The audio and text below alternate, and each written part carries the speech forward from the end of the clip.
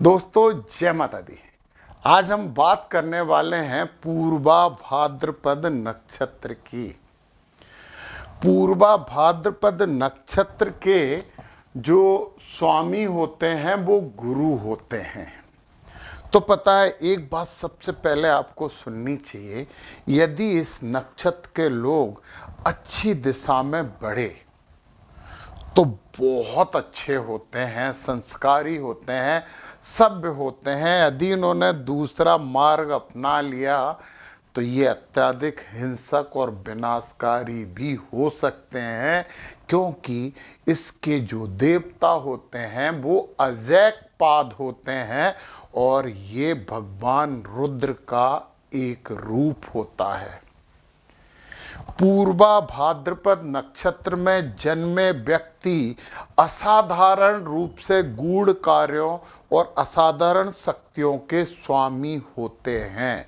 और एक और बात सुन लीजिए कि पूर्वा भाद्रपद का मतलब होता है तपस्या का प्रारंभिक पाद, फर्स्ट स्टेप ऑफ तपस्या। फिर मैंने बोला कि यहाँ से इनके पास दो रास्ते होते हैं, एक निर्माणकार वाला और एक विनाशकार वाला। ये शिक्षित होते हैं, प्रमाणित, प्रतिबद्ध और गंभीरता के साथ मनोवैज्ञानिक जानकारी भी रखते हैं और कठिनाइयों को संभालने वाले योग होते हैं। इनमें आक्रामकता और दयालुता दोनों ही पाई जाती है। इनकी आत्मा में प्रेम तो समाहित रहता ही रहता है। न्याय संगत, विलक्षण, दूसरों के प्रति समझदारी, अनुभवी, प्रचारक, सूरवीर, आंदोलनकारी, कुलीन, आर्थिक निर्भरता, व्यवहारिक, रूढ़िवादी, गंभीर, दूरदर्शी, कितने गुणगान करूं। आशावादिता इनका मुख्य गुण है और आत्मनिर्भरता इनका दूसरा मुख्य गुण है। ताम्र पाए में जन्मे होते हैं और इस पाए को ठीक ही माना जाता है। इनमें यदि दोष है तो पता दोष क्या हो सकते हैं, इससे आपको बचना चाहिए। ये उदास रहने लगते हैं, बेचैन हो जाते हैं, कई बार अपने आप को लाचार महसूस करने लगते हैं, कभी कभी चंचल चित्त प्रदर्शित करते हैं और कभी कभी लगता है कि विवेक नहीं है, तुनक मिजाज हैं और अत्यधिक आवेग इनमें कई बार पाया जाता है। हम पूरी डिटेल से और जानकारी लेंगे पूर्वा भाद्रपद नक्षत्र की। उससे पहले बता दूं कि कृष्ण मूर्ति पद्धति पे मेरी क्लास प्रारंभ हो रही है 17 जनवरी से। जिन्हें कुछ भी नहीं आता है एस्ट्रोलॉजी में उनके लिए भी बहुत अच्छी है, और जिन्हें आता है उनके लिए तो और अच्छी है। उसमें अष्टक वर्ग भी मैं पूरा समझाने वाला हूँ और केपी को वैदिक के साथ भी जोड़ने वाला हूँ। आप नीचे डिस्क्रिप्शन में लिंक पर क्लिक करके उसे प्राप्त कर सकते हैं और फीस इंस्टॉलमेंट में भी दे सकते हो। मेरा विश्वास है कि आखिरी इंस्टॉलमेंट आप अपनी कमाई करके दे सकते हो।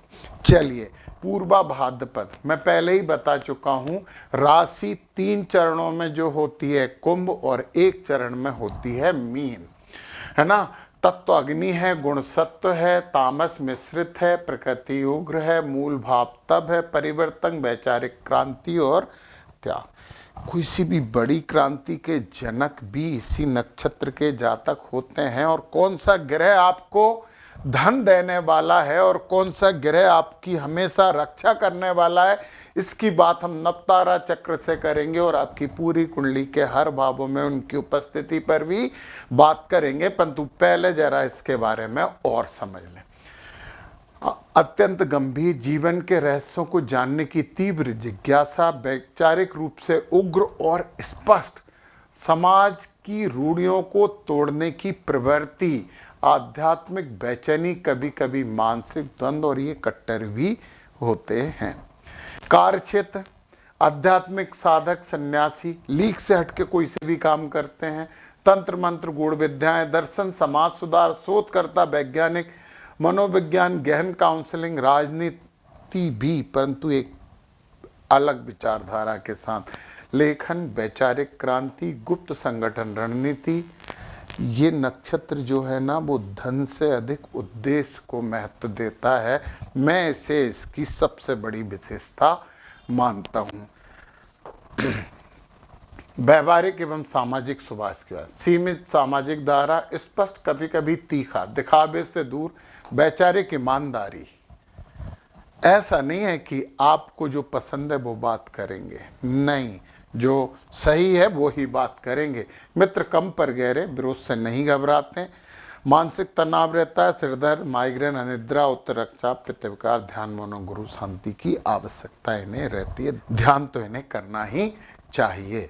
चलिए आगे की बात करते हैं। देवता अजैकपाद हैं, रुद्र का स्वरूप होता है, बहुत उग्र होते हैं, बिल्कुल बहुत महत्वपूर्ण है।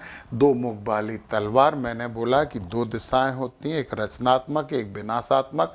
जो आप अपना लो, ये आपके कर्म पे ऊपर वालों ने छोड़ा है, तो इस चीज को याद रखना। नक्षत्र प्राणी है ईगल, गिद्ध, पवित्र वृक्ष है नीम, दिशा है दक्षिण और नाड़ी होती है आदि। चलिए ठीक है, अब यहाँ पे मंत्र जो बहुत महत्वपूर्ण है, ओम भम पूर्वा भाद्रपदाय नमः। मैं इस मंत्र की आपको सलाह नहीं देता हूँ, मैं इस मंत्र की सलाह देता हूँ। ओम ग्राम ग्रीम ग्रोम सा गुरुवे नमः। ये नक्षत्र स्वामी का मंत्र है, गुरु हैं नक्षत्र स्वामी। ये मंत्र 108 बार आपको जपना चाहिए और 108 बार इस मंत्र को भी जपना चाहिए। ओम अजैकपादाय नमः। अच्छा, इसे कई जगह अजैकपदाय नमः भी लिखा है, अजैकपादाय नमः भी बोल सकते हैं, अजैकपदाय नमः भी बोल सकते हैं। रुद्र का एक रूप है। ये दोनों के 108 बार जप किया करो, बहुत फायदे में रहोगे। अब इनके चारों चरणों की बात कर लें। देखिए, नक्षत्र जो स्वामी हैं वो गुरु हो गए, तो गुरु तो आ गए, राशि स्वामी शनि हो गए और मंगल हो गए। ये बड़े एग्रेसिव टाइप के लोग होते हैं, ऊर्जा वाले लोग होते हैं, और इन्हें वो काम करना चाहिए जिसमें बहुत ऊर्जा और कड़ी मेहनत की ज़रूरत होती है। दूसरे में स्वामी शुक्र हो गए, तो गुरु शनि और शुक्र बहुत अच्छा कॉम्बिनेशन है। मैंने बोला कि शुक्र के आ जाने के कारण इसमें थोड़ी सी भौतिकता बढ़ जाती है, तो ये थोड़े कलाकार भी हो जाते हैं। और मैंने बोला है कि बड़ी बड़ी क्रांति के जनक जो होते हैं वो द्वितीय और प्रथम चरण के जो जातक होते हैं वो होते हैं। और फिर इसमें बुध आ गए तो बुद्धिमत्तापूर्ण काम करेंगे और बहुत अच्छा काम करने वाले हैं। ये चरण अच्छा है। और फिर अब मीन राशि आ गई तो गुरु, ये बुद्धिमान लोग होते हैं और ये बहुत अच्छा कार्य करते हैं, समाज को प्रेरित करते हैं, मोटिवेट करते हैं। मैंने फिर से बोला कि समाज को सही दिशा में भी ले जाने की क्षमता रखते हैं और गलत दिशा में भी। तो अब हम बात कर लेते हैं कौन से ग्रह आपको धन देने वाले हैं। तो संपत नक्षत्र हैं, उत्तरा भाद्रपद, पुष्य और अनुराधा, ये संपत्ति देने वाले नक्षत्र हैं। और इन तीनों के जो स्वामी होते हैं शनि महाराज के नक्षत्र हैं, ये मतलब शनि होते हैं। और शनि महाराज को यदि हमें बहुत अच्छा करना है तो हमें धन मिलेगा, तो सेवकों का, छोटे लोगों का, कर्मचारियों का आदर करिए, शंकर भगवान की आराधना करिए, हनुमान जी की आराधना करिए। और एक बहुत महत्वपूर्ण बात है, पीपल के पेड़ पे दीपक शनिवार को जरूर लगाइए, धन प्राप्त होगा ही होगा। यदि कर्मचारी आपसे बहुत प्रसन्न हैं, बहुत खुश हैं, तो वैसे भी आप बहुत प्रगति करोगे। चलिए, फिर इसके बाद जो आपको सबसे ज़्यादा प्रोटेक्ट करेंगे वो राहु हैं, क्योंकि ये तीनों नक्षत्र राहु के जो अति मित्र हैं। बस माता सरस्वती की आराधना करते रहो, देवी जी या दुर्गा की आराधना करते रहो, टेंशन खत्म है आपके, राहु आपके साथ खड़े हैं। बस भ्रम में मत रहना, क्योंकि भ्रम में यदि हो गए तो फिर थोड़ी सी समस्या हो जाती है। अब शनि महाराज यदि यहाँ पे पहले घर में आ गए हैं आपके अच्छी राशि में, तो अच्छे फल ये देते ही हैं। बस ये है कि थोड़ा सा डिले हर काम में होता है, परंतु होता अच्छा है। शनि या दूसरे भाव में आ गए तो धन देते हैं, रुक के देते हैं। कुटुंबी जनों, परिवारजनों से अच्छी बातें करना तो फायदा होगा। और तीसरे भाव में शनि बहुत अच्छे होते हैं, तो फिर आप नहीं, अपने आप शनि आपको रास्ता दिखाएंगे। चौथे घर में शनि है तो माता से अच्छे रिलेशन रखना, क्योंकि सुख को प्रभावित ये थोड़ा सा कर देते हैं। परंतु रियल एस्टेट और वाहनों का बिक्री करना आपके लिए बहुत अच्छा होगा। पांचवें में शनि है तो थोड़ी सी शिक्षा में थोड़ा सा रुकावट के साथ अच्छी शिक्षा होती है, आप निश्चिंत रहिए। बच्चों से थोड़ी सी संतुष्टि कम होती है, परंतु आप अच्छा कार्य करेंगे। और यहाँ पे शनि अच्छे होते हैं, शत्रुनाशी होते हैं। बस एक्सरसाइज, योगा करते रहिए, खान पान का ध्यान रखिए, वो कुछ बीमारी हड्डियों से संबंधित नहीं होनी चाहिए। यहाँ पे शनि शादी देर से करवाते हैं, अच्छी राशि में स्टेबल करते हैं, और यदि गलत राशि में है तो समस्या है। आके शनि, अष्टम शनि दीर्घजीवी बनाते हैं, ये तो पक्का है कि लंबा जियोगे, है ना। और गूढ़ विद्याएं वगैरह के बारे में जानकारी ले लो, रिसर्च में जुड़ जाओ, बहुत अच्छा कार्य करोगे।